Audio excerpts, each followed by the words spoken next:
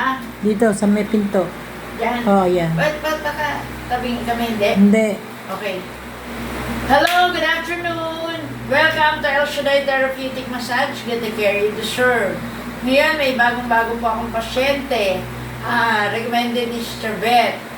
Tanungin natin siya, pangalan, ilang taon na, taga saan, at anong naramdaman, bakit napunta.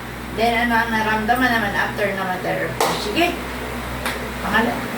Ako po. Ako po si Ricky Salazar. Di ba intindihan? Hindi ko naintindihan. O, klaruhin mo. Ako si Ricky Salazar. Yan. Galing na aksidente. And then, pumunta ako dito kanina. Masakit yung paa ko. Then, sa awa ng Diyos, ngayon, natirapi po ni Sister. Ngayon, okay na po. Salamat sa Okay na iyo. po nakakalaro. Talaga? Yes po. Kanina yan, oh. Yes.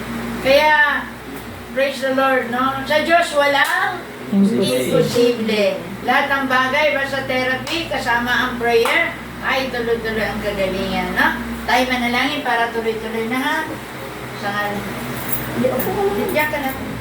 Sa ngalan naman, anak, Espiritu Santo, Amen. Father God in heaven, pinupuri ka namin, pinapasalamatan ka namin sa iyong kabutihan. Salamat sa kagalingan ni Brother Ricky, na ikaw ang Diyos nagbigay ng kagalingan.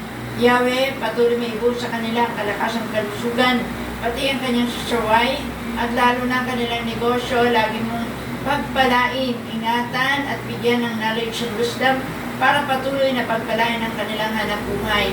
At sa pagdadrive ni Brother Ricky, nawa, lagi mo ibigay ang divine protection, divine guidance, divine provision, divine preservation, divine security, and divine peace. Ayon, uwi silang malakas, malusog, pinagpala. Thank you, Holy Spirit. In Jesus' name, Amen. okay, sahala naman. May magaling na ako! Thank you, Galing na po, Lord. thank you Lord. Thank you, Lord. Bye-bye.